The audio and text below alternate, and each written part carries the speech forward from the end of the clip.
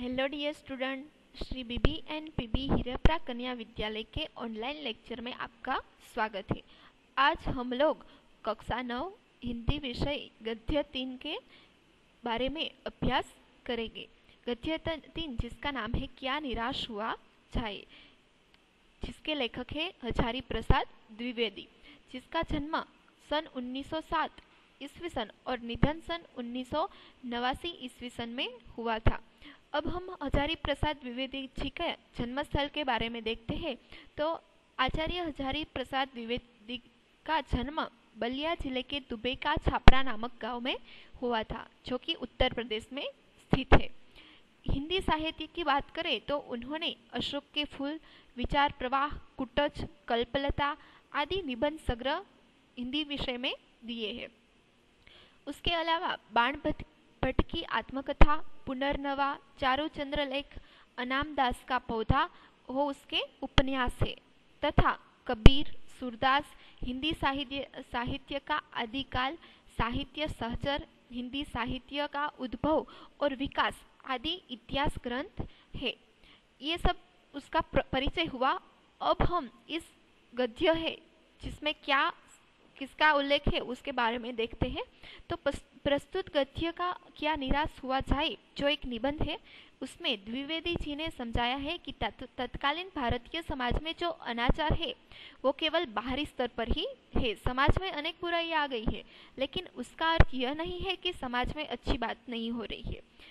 लेखक ने अपने जीवन में घटित कुछ घटनाओं द्वारा बताया है कि समाज में अच्छे तत्व आज भी बचे हुए हैं, लेकिन हमें निराश होना चाहिए नहीं, परंतु हमें जीवन के प्रति आस्थावान बने रहना चाहिए। यह क्या निराश हुआ पाठ में समझाया गया है। अब हम पाठ की शुरुआत करते हैं कि मेरा मन कभी कभी बैठ जाता है। मन बैठ जाना एक मुहावरा है जिसका अर्थ होता है उदास होना।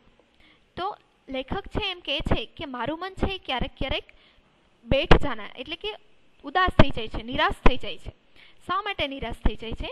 તો समाचार पत्र में डकी, ठगी, डकैती, चोरी, तस्करी और भ्रष्टाचार के समाचार भरे रहते हैं।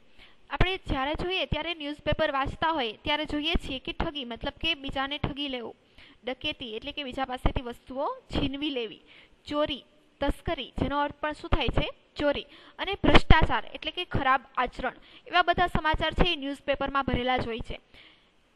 आरोप प्रत्यारोप का कुछ ऐसा वातावरण बन गया है कि लगता है देश में कोई ईमानदार आदमी ही नहीं रह गया। બધા લોકો છે એકબીજા પ્રત્યે આરોપ પ્રત્યારોપ મતલબ કે કોઈ વ્યક્તિ બીજા ઉપર આરોપ નાખે તો સામેવાળો વ્યક્તિ છે એના સામે આરોપ નાખે, એને શું કહેવાય? પ્રત્યારોપ। અને આરોપ અને પ્રત્યારોપનું કંઈક એવું વાતાવરણ દેશમાં બની ગયું છે કે એવું લાગે છે કે આખા દેશમાં કોઈ ઈમાનદાર વ્યક્તિ રહ્યું હોય નહીં।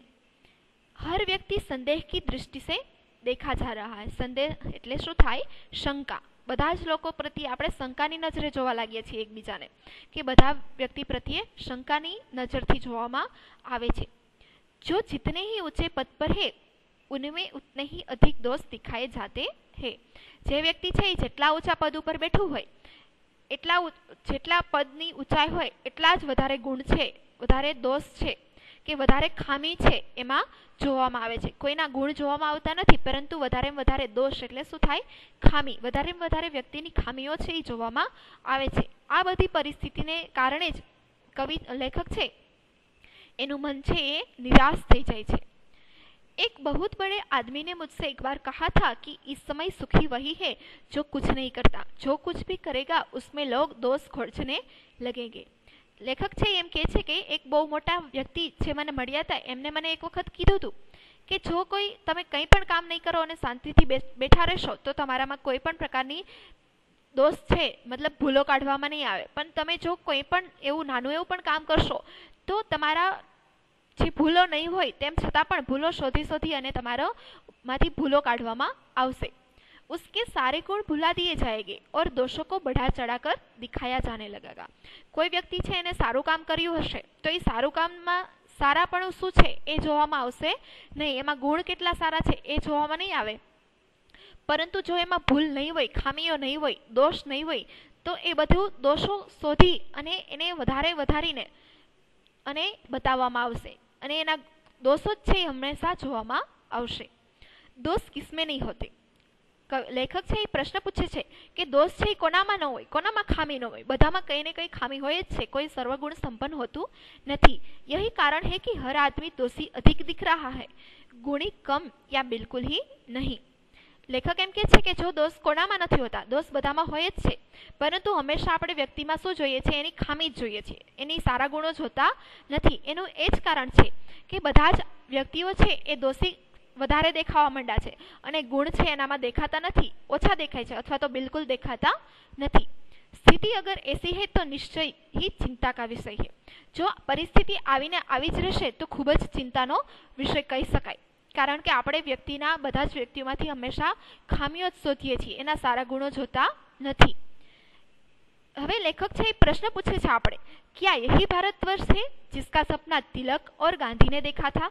લેખક છે આપણે પ્રશ્ન પૂછે છે કે શું આ ભારત વર્ષ કે આ એ જ ભારત દેશ છે કે જેનું સ્વપ્ન છે એ લોકમાન્ય તિલક અને ગાંધીજી જેવા મહાન જે વ્યક્તિઓ હતા તેમને જોયું હતું કે આપણું જે સ્વપ્નનું ભારત છે એ ખરેખર શું અત્યારના સમયમાં છે એ જ છે. रविंद्रनाथ ठाकुर और मदन मोहन मालवीय का महान संस्कृत सभ्य भारतवर्ष किसी अतीत के गह्वर में डूब गया. प्रश्नार्थ चिन्ह છે કે રવિન્દ્રનાથ ઠાકુર અને મદન મોહન માલવીય જેવા મહાન વ્યક્તિઓ હતા, એને જે સ્વપ્ન જોયું હતું મહાન સંસ્કૃત સભ્ય ભારતવર્ષ, એનું જે ભૂતકાળ, અતીત એટલે શું થાય ભૂતકાળ, અને ગહ્વર એટલે ગड्ढा મતલબ ખાડો, એવું લાગી રહ્યું છે કે રવિન્દ્રનાથ ઠાકોર અને મદન મોહન માલવીયએ જે મહાન સંસ્કૃત સભ્ય ભારતવર્ષનું સ્વપ્ન જોયું હતું એ કોઈ અતીત એટલે ભૂતકાળના ખાડામાં ડૂબી ગયું હોય એવું લાગી રહ્યું છે. आर्य और द्रविड़, हिंदू और मुसलमान, यूरोपीय और भारतीय आदर्शों की मिलन भूमि महामानव समुद्र क्या सूख ही गया. કવિ છે એના મનમાં પ્રશ્ન ઉપર પ્રશ્ન થાય છે કે આપણા પ્રાચીન ભારતવર્ષ છે કેવું હતું કે આર્યો અને દ્રવિડો, સૌપ્રથમ જે ભારતમાં રહેવાસી હતા આર્યો અને દ્રવિડો, એ બંને પ્રજાઓ છે એ આ દેશમાં વસતી હતી. ત્યાર પછી હિન્દુઓ અને મુસલમાન, પછી યુરોપીય અને ભારતીય, આ બધા જ જે જુદી જુદી પ્રજાઓ હતી, જુદા જુદા ધર્મ પાળતી પ્રજાઓ હતી જે ભારત દેશને આદર્શ માનતી હતી, એ બધાની મિલનભૂમિ મતલબ કે જે અલગ અલગ ધર્મની પ્રજા મળી અને જે મિલનભૂમિ છે એવો મહામાનવ સમુદ્ર છે એ સુકાઈ ગયો હોય એવું અત્યારના સમયમાં લાગી રહ્યું છે. મેરા મન કહેતા હૈ એસા હો નહીં સકતા. કવિ એમ કહે છે કે મારું મન એમ કહે છે કે આવું થઈ શકે નહીં. હમારે મહાન મનુષ્યો કા સ્વપ્નો કા ભારત હૈ ઓર રહેગા. આપણો ભારત દેશ છે મહાન મનીષી, મનીષ એટલે શું થાય વિદ્વાન, કે આપણો ભારત દેશ છે એ મહાન વિદ્વાનોના સ્વપ્નોનો ભારત છે અને હંમેશા રહેશે જ, એમાં કંઈ પણ ખામી સર્જાઈ શકે નહીં. यह सही है कि इन दिनों कुछ ऐसा माहौल बन गया है कि ईमानदारी से मेहनत करके जीविका चलाने वाले निरीह और भले भोले श्रमजीवी पिस रहे हैं और झूठ तथा फरेब का रोजगार करने वाले फल फूल रहे हैं. લેખક એમ કહે છે કે આ સાચી વાત છે કે અત્યારના દિવસોમાં એવી પરિસ્થિતિ, માહોલ એટલે શું થાય પરિસ્થિતિ, અત્યારના સમયમાં એવી પરિસ્થિતિ સર્જાઈ ગઈ છે કે જે ઈમાનદારી અને મહેનત કરી અને જીવિકા એટલે કે રોજગારી ચલાવવાવાળા લોકો છે કે ઈમાનદારીપૂર્વક મહેનત કરી અને પોતાનો રોજગારી ચલાવે છે, જીવન ગુજરાન ચલાવે છે, એવા નિરીહ એટલે નિર્દોષ અને ભલે ભોળે અને જે ભોળા છે શ્રમજીવી લોકો, મહેનત કરવાવાળા જે મજૂરો છે એ પીસાઈ રહ્યા છે અને જૂઠ એટલે કે ખોટું બોલીને, ફરેબ એટલે ધોખા, છેતરપિંડી, જે ખોટું બોલીને છેતરપિંડી કરી અને રોજગાર કરવાવાળા લોકો છે એ અત્યારે ફલ ફૂલ રહે. ફલના ફૂલના એક મુહાવરો છે જેનો મતલબ થાય છે સમૃદ્ધ હોના, વિકસિત હોના. ગુજરાતીમાં કહીએ તો પ્રસિદ્ધ થવું, કે અત્યારે એવા લોકો પ્રસિદ્ધ થઈ રહ્યા છે કે જે ખોટું બોલી અને બીજાની છેતરી અને પોતાનું રોજગાર ચલાવે છે. ईमानदार को मूर्खता का पर्याय समझा जाने लगा है. ईमानदार લોકો છે જે ઈમાનદારીપૂર્વક પોતાનું ગુજરાન ચલાવે છે, ઈમાનદારીપૂર્વક પોતાનું જીવન જીવે છે, એવા લોકોને મૂર્ખ સમજવામાં આવે છે, કે એ બધા લોકો એવું સમજે છે કે જે ઈમાનદાર છે એ મૂર્ખ હોય એવું માનવામાં આવે છે. સચ્ચાઈ કેવલ ભીરુ और बेबस लोगों के हिस्से पड़ी है. સચ્ચાઈ, સાચા વ્યક્તિઓ છે, સચ્ચાઈ છે એવા જ વ્યક્તિઓ છે અપનાવે છે કે જેઓ ડરપોક છે.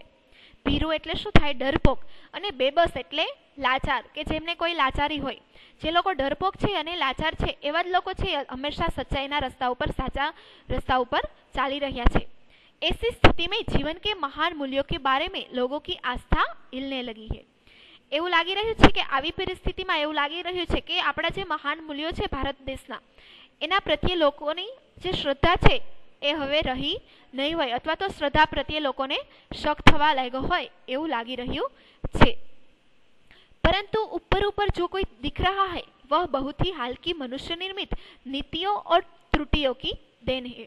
परंतु आ बधुं छे लेखक एम कहे छे के आ बधुं जे आपणे देखाई रह्युं छे, जे खराब वातावरण देखाई रह्युं छे ए मात्र ऊपर ऊपर ज छे, ऊपर ऊपरनी ऊपर छेल्लुं ज छे। परंतु एक सेना कारणे सर्जायुं छे के अत्यारे हालनी मनुष्य निर्मित त्रुटि मतलब शुं थाय, खामीओ, के मनुष्यए जे नीतिओ अने खामीओ सर्जी छे, जे वातावरण ऊभुं रह्युं छे, ऊभुं कर्युं छे, एना कारणे आवी बधी परिस्थिति सर्जाई रही है। सदा मनुष्य बुद्धि नई परिस्थितियों का सामना करने के लिए नए सामाजिक विधि निषेधों को बनाती है और उनके ठीक साबित न होने पर उन्हें बदलती है। अपनी मनुष्य बुद्धि छे एवी छे के जारे नवी परिस्थिति सर्जाय त्यारे एनो सामनो करी सकती नथी, एना कारणे शुं करे छे के सामाजिक जे रीत रिवाजो छे, विधि निषेध एटले शुं थाय, रीत रिवाजो, ए नवा नवा सामाजिक रीत रिवाजोने बनावे छे અને જ્યારે ઠીક સાબિત ન થાય, મતલબ કે યોગ્ય સાબિત ન થાય, ત્યારે એ રીત રિવાજોને ફરીથી બદલી નાખે છે। એના કારણે છે આવી બધી પરિસ્થિતિઓ સર્જાય છે કે આપણે આ બધું જોવું પડે છે। नियम कानून सबके लिए बनाए जाते हैं, पर सबके लिए कभी कभी एक ही नियम सुखकर नहीं होते। नियम અને કાનૂન છે મતલબ કાયદાઓ અને કાનૂનો છે એ બધા માટે બનાવવામાં આવે છે, પરંતુ ઘણી વખત પરિસ્થિતિ એવી સર્જાય છે કે બધા જ માટે આવા જે કાયદાઓ અને નિયમો છે એ સાચા સાબિત થઈ શકે નહીં, બધા લોકો છે એને અપનાવી શકતા નથી। सामाजिक कायदे कानून कभी कभी युग से परीक्षित आदर्शों से टकराते हैं और उससे ऊपरी सतह आलोड़ित भी होती है, पहले भी हुआ है और आगे भी होगा। लेखक एम कहे छे के सामाजिक जे कायदाओ अने कानूनो रीत रिवाजो बनाववामां आवे छे, कायदाओ अने कानूनो बनाववामां आवे छे ए युग युगथी मतलब के खूब ज प्राचीन जे नियमो होय छे ए अत्यारनी समयनी जे नियमो होय छे एनी साथे एना आदर्शो साथे शुं थाय छे, टकराय छे, मतलब के एनी साथे विरोधाभास थाय छे अने एना रीते उपरनी सपाटी छे एमां अलग अलग प्रकारनी मुश्केलीओनो सामनो करी शकवो पड़े छे। અને પહેલા પણ આવી પરિસ્થિતિ સર્જાઈ હતી અને અત્યારે પણ સર્જાય છે અને આગળ પણ સર્જાઈ શકે છે કે અત્યારે જે જુદા જુદા પ્રકારના કુરિવાજો, જે ભ્રષ્ટાચાર ને ચોરી ને લૂંટફાટ ને એવા બધા જે આપણે જોઈએ છીએ, જે પેલા છે કુરિવાજો આવા બધા એ અત્યારે આપણે ભોગવવા પડે છે। તો એનું કારણ શું છે કે આપણા આવી બધી ખામીઓ, ઉસે દેખકર હતાશ હો જાના ठीक नहीं है। तो આવી પરિસ્થિતિને જોઈ અને લેખક એમ કહે છે કે આપણે નિરાશ થઈ જવું જોઈએ નહીં। भारत ने कभी भी भौतिक वस्तुओं के संग्रह को बहुत अधिक महत्व नहीं दिया है। આપણો ભારત દેશ છે પ્રાચીન સમયથી જ આધ્યાત્મિક બાબતોને માનતો આવ્યો છે। તે ભૌતિક વસ્તુઓ મતલબ કે આપણી જે આસપાસની રાજ રચીલું છે કે નવા નવા સાધનો વસાવવાના અને તેનો ઉપયોગ કરવાનો, એવો વસ્તુઓનો સંગ્રહને મહત્વ આપતો નથી, પરંતુ भारत देश में बुद्धि ने વધારે महत्व આપવામાં આવે છે। उसकी दृष्टि से मनुष्य के भीतर जो महान आंतरिक तत्व स्थिर भाव से बैठा हुआ है वही चरम और वही परम है। આપણો ભારત દેશ છે પ્રાચીન સમયથી આપણે એ જ શીખવતો આવ્યો છે કે આપણી દ્રષ્ટિ છે એ કેવી છે, તો આપણી અંદર આંતરિક અંદર જે આપણી અંદર ભાવ બેઠા છે કે જે ધાર્મિક બાબતો છે જેનું આપણે અધ્યયન કરીએ છીએ, આપણી અંદરનું જે જ્ઞાન છે, આપણી અંદરના વિચારો છે, મૂલ્યો છે, એ જ ચરમ અને પરમ મતલબ એ જ આધ્યાત્મ છે, એ જ શ્રેષ્ઠ છે એવું માનવામાં આવે છે આપણા ભારત વર્ષમાં। लोभ, मोह, काम, क्रोध आदि विकार मनुष्यों में स्वाभाविक रूप से विद्यमान रहते हैं, पर उन्हें प्रधान शक्ति मान लेना और अपने मन को तथा बुद्धि को उन्हीं के इशारे पर छोड़ देना बहुत निकृष्ट आचरण है।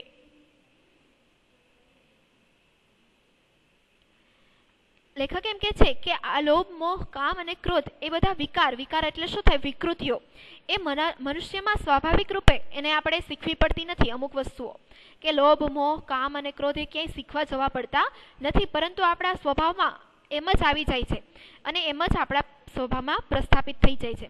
તો આ 4 વિકૃતિઓ છે, લોભ, મોહ, કામ, ક્રોધ, એ વિકૃતિઓને આપણે પ્રધાન શક્તિ મતલબ કે મુખ્ય માની લેવું અને તેના જ હવાલે આપણે મન અને બુદ્ધિ ચલાવી અને એના ઈશારા ઉપર જ મન બુદ્ધિને ઉપયોગ કરવો એ ખૂબ જ નિકૃષ્ટ એટલે નીચ આચરણ છે એવું કહી શકાય. भारत ने कभी भी उन्हें उचित नहीं माना है. उन्हें सदा संयम के बंधन से बांध कर रखने का प्रयत्न किया है. ભારતવર્ષ છે આપણે હંમેશા એ જ શીખવ્યું છે, ભારત દેશના જે મૂલ્યો છે એ આપણે હંમેશા એવું જ શીખવે છે કે આ જે 4 વિકૃતિઓ છે, લોભ, મોહ, કામ, ક્રોધ, એને હંમેશા નિયંત્રણમાં રાખવાના, સંયમમાં એટલે કે નિયંત્રણના બંધનમાં બાંધી અને રાખવાના, એને ક્યારેય બહાર આવવા દેવાના નથી. પરંતુ ભૂખ की उपेक्षा नहीं की जा सकती. પરંતુ લેખક એમ કે છે કે આપણે ભૂખ લાગે ત્યારે ભૂખની અવગણના કરી શકીએ નહીં. बीमार के लिए दवा की उपेक्षा नहीं की जा सकती. જ્યારે આપણે બીમાર પડીએ ત્યારે આપણે દવાની અવગણના પણ કરી શકીએ નહીં. और गुमराह को ठीक रास्ते पर ले जाने के उपायों की उपेक्षा नहीं की जा सकती. એવી જ રીતે ગુમરાહ એટલે શું થાય? રસ્તો ભૂલેલા. જે લોકો રસ્તો ભૂલેલા છે એને યોગ્ય રસ્તા ઉપર લઈ આવવા માટેના ઉપાયો છે એને પણ અવગણના કરી શકાય નહીં. એવી જ રીતે આ 4 જે વિકૃતિઓ છે, લોભ, મોહ, કામ, ક્રોધ, એની આપણે અવગણના કરી શકતા નથી. એને યોગ્ય સમયે ઉપયોગ કરીએ જ છીએ અને બધા જ લોકોના અંદર એ 4 ભાવો છે એની રીતે જ પ્રસ્થાપિત થઈ જાય છે. हुआ यह है कि इस देश के कोटि कोटि दरिद्र जनों की हीन अवस्था को दूर करने के लिए ऐसे अनेक कायदे कानून बनाए गए हैं जो कृषि, उद्योग, वाणिज्य, शिक्षा और स्वास्थ्य की स्थिति को अधिक उन्नत और सुचारू बनाने के लक्ष्य से प्रेरित है. હવે થયું એવું છે કે અત્યારે જે દેશની પરિસ્થિતિ છે એમાં જે ખૂબ જ જે દરિદ્ર એટલે ગરીબ લોકો છે એની ખરાબ પરિસ્થિતિ, હીન એટલે નીચી અવસ્થા છે, એને યોગ્ય સ્થળે અથવા તો એને દૂર કરવા માટે એના માટે અનેક પ્રકારના કાયદાઓ અને કાનૂનો, રીતરિવાજો બનાવવામાં આવ્યા છે. તો એના માટે જે રીતરિવાજો છે એ કૃષિ, ઉદ્યોગ, વાણિજ્ય, શિક્ષણ મેળવવાનું અને સ્વાસ્થ્ય સાથે સંબંધિત છે અને એને સુંદર અને સારા બનાવવા માટે એનું લક્ષ્યને ધ્યાનમાં રાખી અને આ બધા કાયદાઓ અને કાનૂનો છે એને બનાવવામાં આવ્યા છે.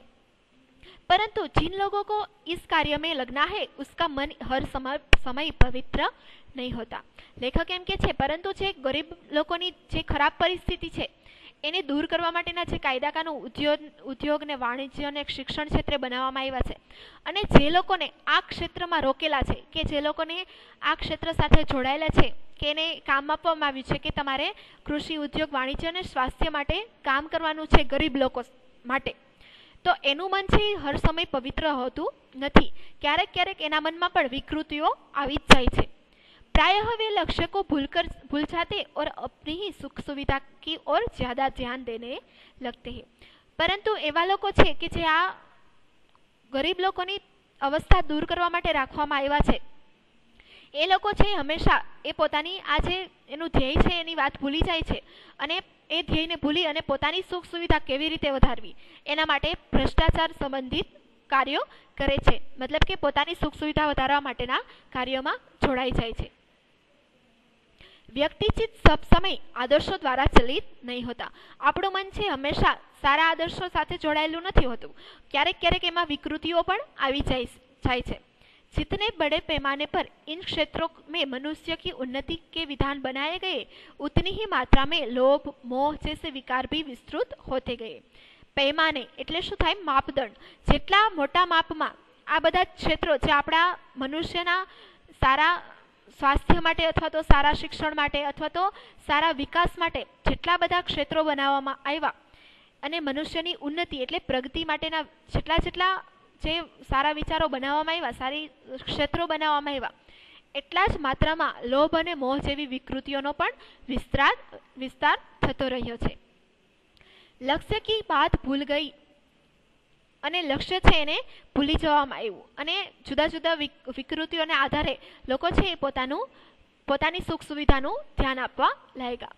आदर्शों को मजाक का विषय बनाया गया और संयम को दकियानुसी मान लिया गया. જે આદર્શો હતા આપણા ભારતીય સંસ્કૃતિના આદર્શો છે એને મજાક ઉડાવવામાં આવી અને સંયમ છે, મતલબ સંયમ એટલે જે નિયંત્રણ છે કે આવી બધી વિકૃતિઓ હોય એના ઉપર નિયંત્રણ રાખવું જોઈએ, તો એને શું માનવામાં આવ્યું? દકિયાનુસી, મતલબ પુરાને ખ્યાલવાલા, એટલે આપણે શું કહીએ? રૂઢિવાદી કહીએ ને, એ રૂઢિવાદી કે જે જૂના જમાનાનું હોય, જૂના વિચારવાળું હોય એવું માની લેવામાં આવ્યું.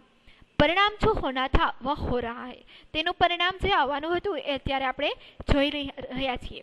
यह कुछ थोड़े से लोगों के बढ़ते हुए लोभ का नतीजा है, परंतु इससे भारतवर्ष के पुराने आदर्श और भी अधिक स्पष्ट रूप से महान और उपयोगी दिखाई देने लगते हैं.